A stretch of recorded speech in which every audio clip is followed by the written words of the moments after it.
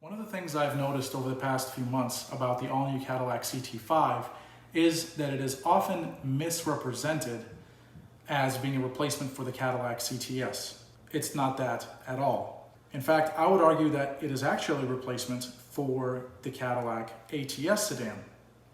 And I think it's a topic worthy of discussion. Let's take a look why. So, to really look at this topic in full force, we kind of have to go back a few steps and look at the entire segment as a whole. So currently, as we stand, there are 4 luxury sedan segments, vehicles in 4 luxury segments that are offered in the United States and elsewhere around the world. These include the C segment, the D, the E, and the F. The C segment is the subcompact class, so that includes from BMW the 1 and the 2 series. The 1 series was the precursor to the 2 series. Currently the 2 series is offered as a 2-door coupe, and there will be a 4-door sedan called the 2 Series Grand Coupe that will be launching shortly. From Mercedes, there's the A-Class sedan as well as the CLA class. They label it as a 4-door coupe. But it really is just a sleeker variant of the A-Class sedan. From Audi, there's the A3 family. From Lexus, there were in the past the HS and the CT. These have since been discontinued. And from Cadillac, there has never been an entry in the luxury C segment at all. Now, when we go a class further, or upmarket rather, we get a bigger vehicle, we get a vehicle that's also more expensive, and this is really where most of the volume is concentrated in the luxury sedan space. So in this segment, there's the BMW 3 Series, the Mercedes-Benz C-Class, the Audi A4. From Lexus, there's the IS. And as of last year, Cadillac had the ATS sedan there.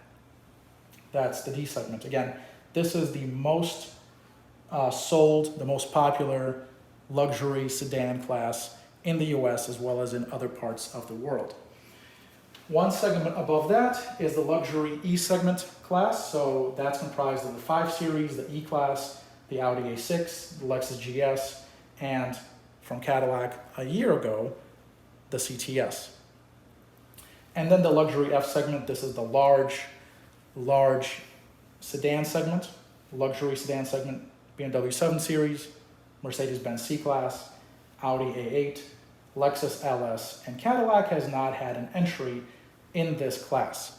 One could argue that the CT6 was kind of, sort of, in this segment based on its size, but in reality it was more positioned, the CT6 that is, was more positioned as, really in the E segment here. It was kind of straddling the space between the E and the F, closer to the E.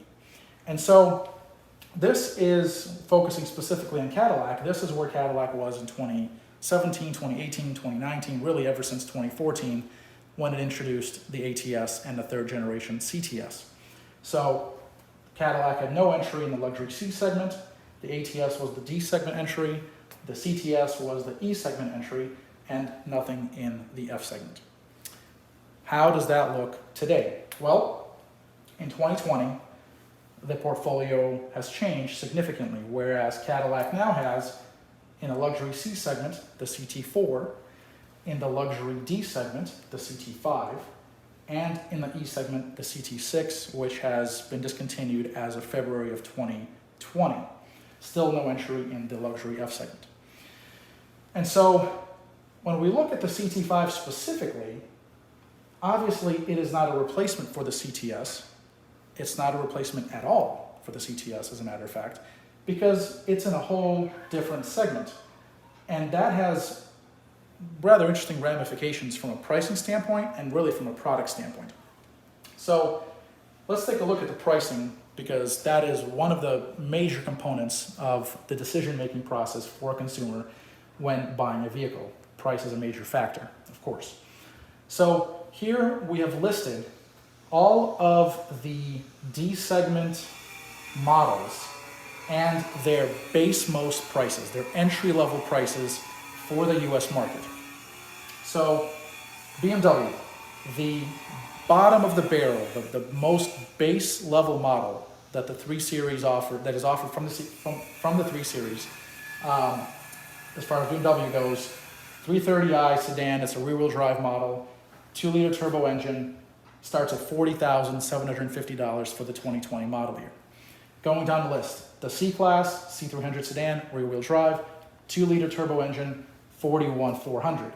Audi, that's the A440 TFSI S-Tronic, so it's the front-wheel drive 2-liter turbo A4, $37,400.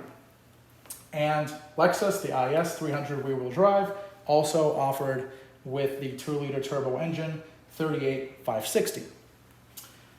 Last year, and the year before that, Cadillac was offering the Cadillac ATS 2.0. So 2-liter turbo engine, starting price $38,995.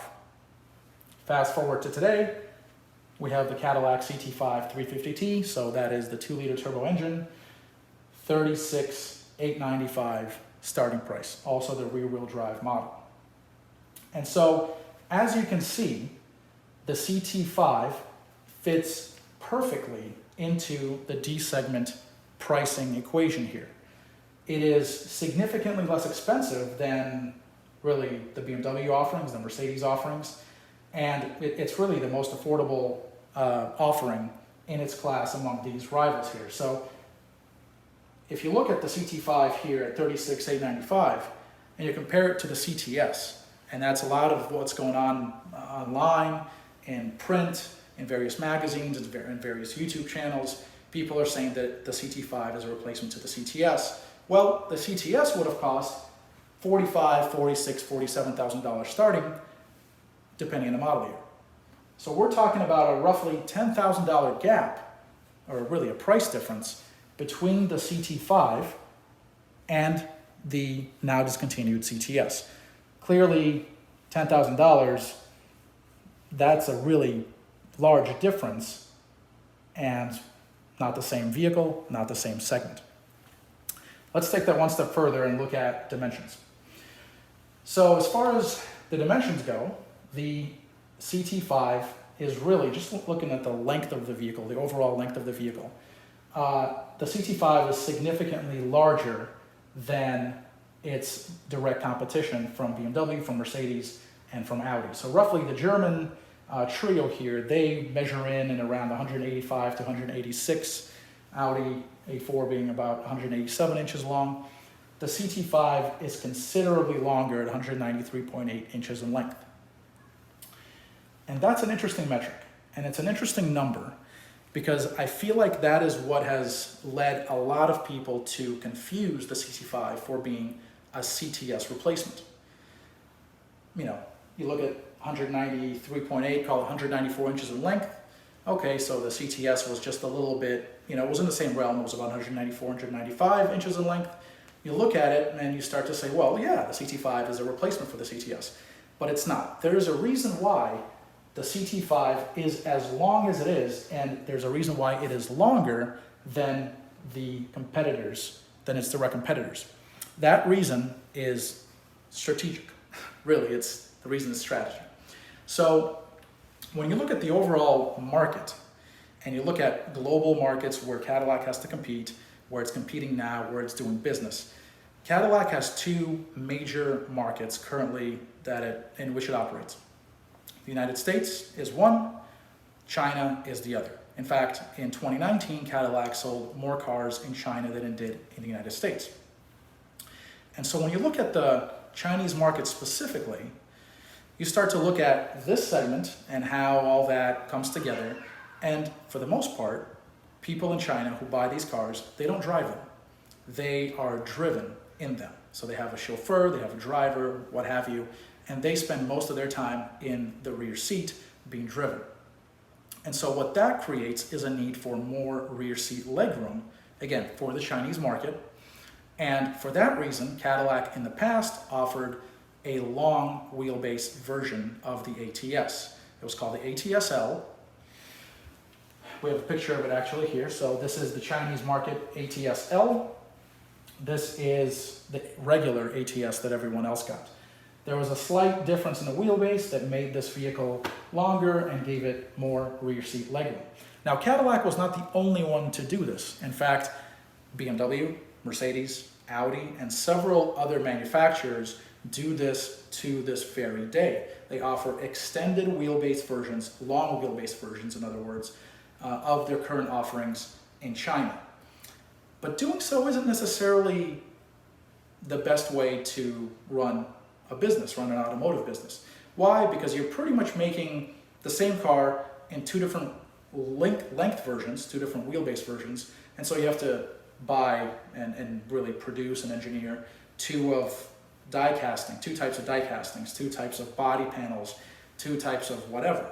And so it becomes more expensive and not really as cost effective as having one model for the entire world. And that's what Cadillac has done with the CT5.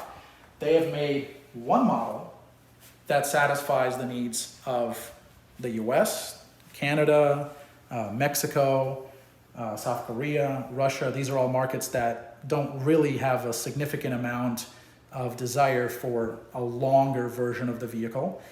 And they are also satisfying the need of the Chinese market by giving them a vehicle that actually has more rear seat space. So it's longer, has more rear seat room, rear seat leg room, etc. So the CT5 is one vehicle, one global vehicle that satisfies the US, because nobody in the US is going to complain about having more room in a vehicle after all.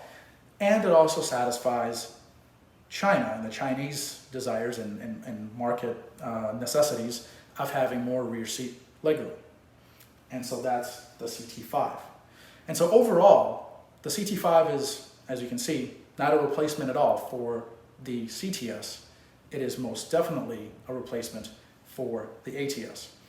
As for a replacement for the CTS, Cadillac will not have such a vehicle. As I mentioned earlier, the CT6 has been discontinued as of February of 2020. That vehicle one could have considered to be a replacement of sorts, kind of an indirect replacement for the CTS. But as of right now, there is no replacement for the CTS, and here we are. If you enjoyed this presentation, I do welcome you to visit us at gmauthority.com, where we provide all of the latest General Motors news, all the latest reviews and rumors and what have you. We have it at gmauthority.com. If you only, however, want to see things about Cadillac and you don't really care about all the other things that GM offers under its product portfolio and under its umbrella, I invite you to visit us at CadillacSociety.com, and there you will find all the latest Cadillac news, interviews, reviews, rumors, and forums.